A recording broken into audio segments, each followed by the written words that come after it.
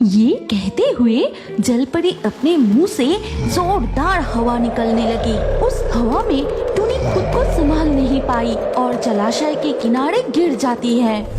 जंगल में बरसात के मौसम आते ही तेज बारिश होने लगती है। तब टुनी चिड़िया खाना ढूंढने निकलने से पहले अपने दो बच्चों से कहती है, सुनो बच्चों, मैं तुम लोगों के लिए खाना लेने जा रही हूँ। बाहर बहुत तेज बारिश हो रही है, तुम दोनों बिल्कुल भी बाहर मत निकलना, ठीक है?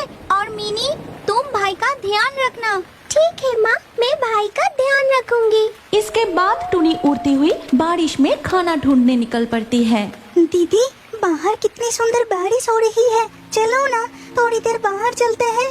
बिल्कुल नहीं, बाहर बहुत खतरा है, माँ ने मना किया है बाहर जाने से। मिनी का भाई उसकी कोई बात नहीं मानता। वो घर से निकलकर पेड़ की डाली पर बैठे बारिश देखने लगता है। तभी तेज बिजली कड़कती है। भाई, तू यहाँ आ, मेरी बात सुन, नहीं तो माँ डांटेगी। बारिश और तेज होती जाती है। तब टुनी चिड़िया एक पेड़ पर जाके बैठ जाती है।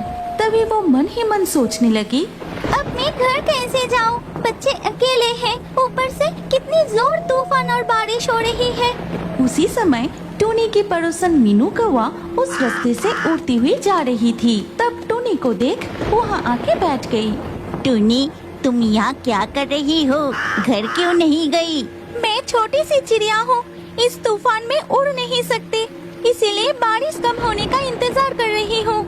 मतलब तुम्हारे बच्चे घर पर अकेले हैं। मैं तुम्हें डराना नहीं चाहती, लेकिन क्या तुम जानती हो, हमारे जंगल के नदी में एक डरावनी जीव आया है। वो चिड़िया के अंडे और बच्चे को देखते ही खा जाता है। हाँ, मुझे पता है।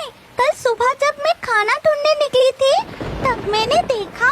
फिर टुनी मीनू कौवा को पूरी घटना बताने लगती है। मैं तब नदी किनारे एक आम के पेड़ पर बैठी थी, तभी मैंने देखा नदी के पानी से एक अजीब सा प्राणी सिर निकल के।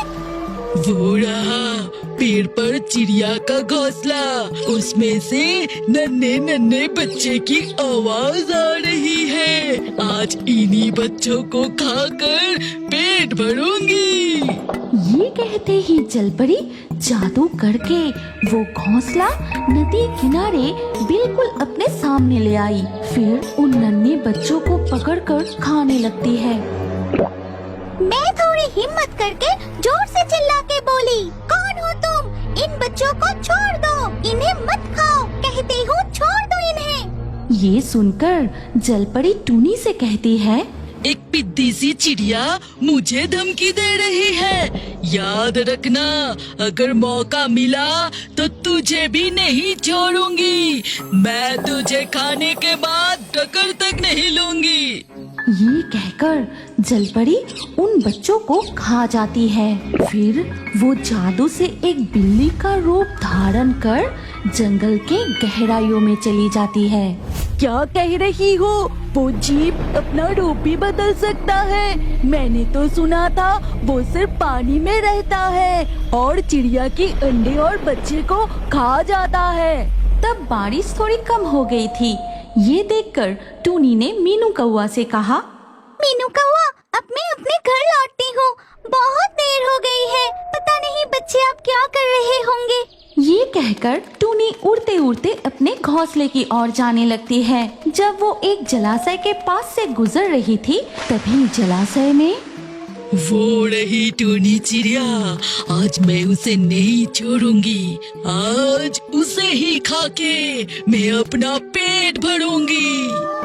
ये कहते हुए जलपरी अपने मुंह से जोरदार हवा निकलने लगी।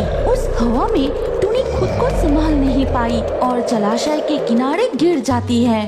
क्या रे टुनी चिड़िया, उस दिन मुझे बहुत बोल रही थी, है ना? अब तुम मेरी पेट में जाएगी। तभी टुनी चिड़िया मन ही मन एक चाल चलती है। तुम मुझे खाओगे? तुम्हारी ये साहस हुई कैसे? मैं तो किसी और की शिकार हूँ। उसने पहले से ही बोल कर रखा है कि वो मुझे खाएगा, और अगर उसे ये बात पता चल गई तो वो तुम्हें कच्चा चबा जाएगा। इस जंगल में मुझसे ज्यादा ताकतवर और चालाक कोई नहीं है। कौन है वो? मुझे उसके पास ले चलो। पहले उसे खत्म करूंगी, फिर तुझे खाऊंगी। ठीक है, चलो मेरे साथ। जलपरी जलाशय से निकलकर फिर से बिल्ली का रूप धारण करती है। फिर वो बिल्ली के भेष में जलपरी टूनी चिड़िया के साथ एक गुफा के सामने जाती है। चुप, वो यहीं पर है। क्या मैं चुप रहूं? इस जंगल में मुझसे ताकतवर कौन है? बाहर निकल, मैं तुझे कच्चा चबा के खा जाऊंगी। ठीक तभी गरजते हुए गुफा के अंदर से निकल आई एक बाघ।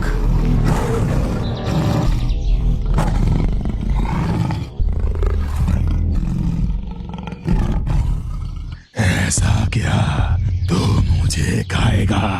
अभी बताता हूँ कि कौन किसे खाएगा। बाघ को देखकर बिल्ली के भेष में जलपरी भागने की कोशिश करती है कि तभी वो बाघ उसे पकड़कर एक ही झटके में उसे पूरा निगल जाता है। मेरा काम हो गया, अब मैं अपने घोंसले लौट जाती हूँ। ये कहकर टूनी उड़ती हुई अपने घोंसले के पास आकर देखती है कि उसका घोंसला पूरी तरह से टूट गई है और बच्चे भी नहीं हैं। हाय हाय हाय, ये क्या हो गया? मेरे बच्चे कहाँ गए? मेरे घोंसले की ये हालत किसने की? पेड़ की डाली पर बैठे टूनी चिड़िया बहुत रोने लगी। ठीक उसी वक्त वहाँ मीनू कौआ आती है। रो मत टूनी, जब मैं यहाँ से गुजर रही थी तो मैंने देखा, तब भी तुम नहीं लौटी। तूफान में तुम्हारा घोंसला टूट गया था। बच्चे डर के मारे रो रहे थे, इसीलिए मैंने उन्हें अपने घोंसले में लेकर गई। अब तुम भी चलो। धन्यवाद मीनू कौआ, मैं तो बहुत ही डर गई थी। इसके बाद टूनी और मीनू कौआ वहाँ से उड़कर चले जाते हैं। तब सांप ने घोंसले की तरफ बढ़ने लगी और मन ही मन कहा, दूर एक पहाड़ों के ऊपर इगली ने एक सुंदर सा घोंसला बनाया था और घोंसले में थी उसकी प्यारी सी 4 अंडे, जिन अंडों को इगली ने बड़ी प्यार से संभाल रही थी। एक दिन उस ऊंचे पहाड़ों में भी आई एक सांप। फिर इगली ने 4 अंडे दी है। बड़ा मजा आएगा अंडे खाने में। अब मेरे 4 दिनों का खाने का बंदोबस्त हो गया। और जब इगली सो रही थी तब सांप ने घोंसले की तरफ बढ़ने लगी और मन ही मन कहा, अरे इगली तो घोंसले में ही अंडे के पास बैठा है, लेकिन वो सो रहा है। मैं चुपके से जाके एक अंडा चुरा लेता हूँ। लेकिन इगली तभी नींद से जाग गई। तभी अरे ये तो सांप है, जरूर मेरे अंडे को खाने के लिए आया है। इसको तो अभी मजा चखाती हूँ। अरे बाप रे, इगली तो जाग गई। अब भागना पड़ेगा। भागो रे बाबा, सांप भागो। और कुछ दिन बाद ही उस चारों अंडे से छोटे छोटे नन्हे नन्हे बच्चे निकल आए।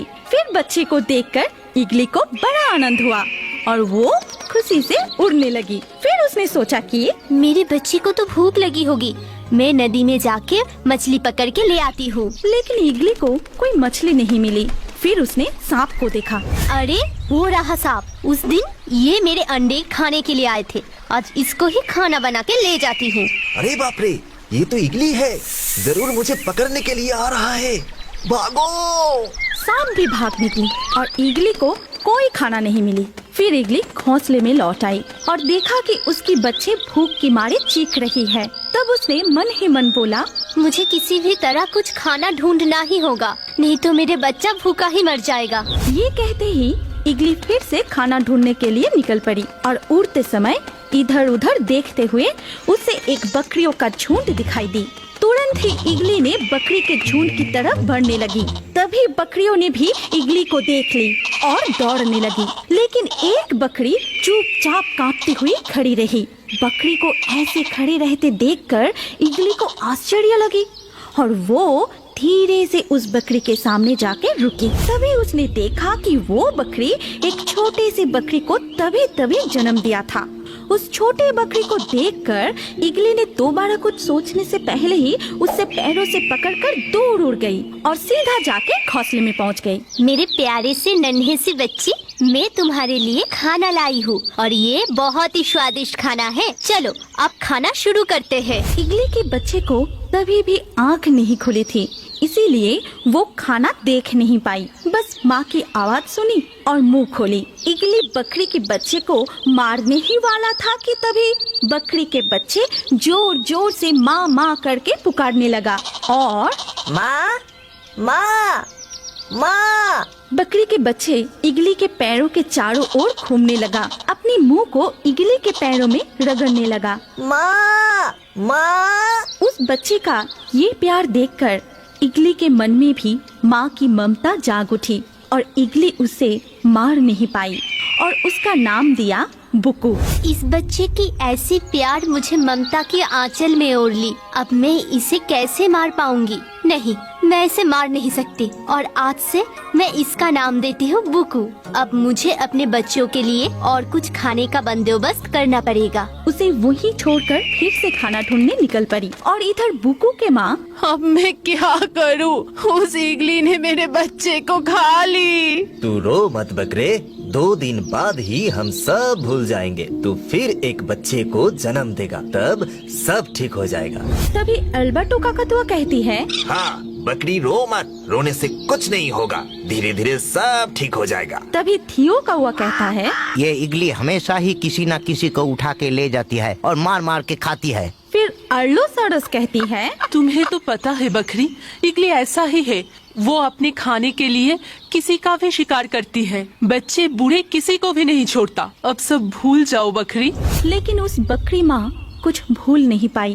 वो हर रोज अपने खोया हुआ बच्चे के लिए रोती रही, उसको याद करती रही। इधर इगली अपने बच्चे के लिए मछली लाती थी, तब बुकू खुद ही पहाड़ों पे चढ़कर घास खाती थी। अपने बाकी इगली बहनों के साथ खेलती थी, घूमती थी, फूलों से खुद को सजाती थी। एक दिन जब बुकू और इगली के चारों बच्चे मिलकर तितलियों के साथ खेल रही थी, तभी वो देखो तितली। चलो उसको पकड़ते हैं। चलो। तभी बॉबी गिट उसको देखा और मन ही मन कहा, अरे बाप रे, ये तो एक बकरे का बच्चा लगता है। ये इगली के बच्चे से खेल रहा है। ये बात कुछ हजम नहीं हुई, जाके देखता हूँ। और वो उनके पास जाके बोला, ये इगली के बच्चे, ये बकरे के बच्चे तुम लोगों के साथ क्या कर रहा है? आप कौन हो और बकरी के बच्चे कौन है? मैं बॉबी गिद हूँ और ये 4 पहिए बकरे का बच्चा है। क्या? लेकिन ये तो हमारा भाई है। ये कोई तुम्हारा भाई नहीं है, ये एक बकरे है और इसको मुझे खाना है। हटो सब। फिर बॉबी गिड ने बुकू की तरफ आगे बढ़ने लगा। तभी वहाँ इगली आ गई और दोनों में खूब लड़ाई हुई। तू यहाँ से चला जा बॉबी। तू हट जा इगली, मुझे इससे खाना है। ये मेरे बच्चे हैं, तू इसको नहीं खा सकता। तू जा यहाँ से। ठीक है, अब मैं जा रहा हूँ, लेकिन मैं छोड़ने वाला नहीं हूँ। मैं इसको खाकर ही छोड़ूंगा। माँ ये बकरी कौन है? क्या बुकू?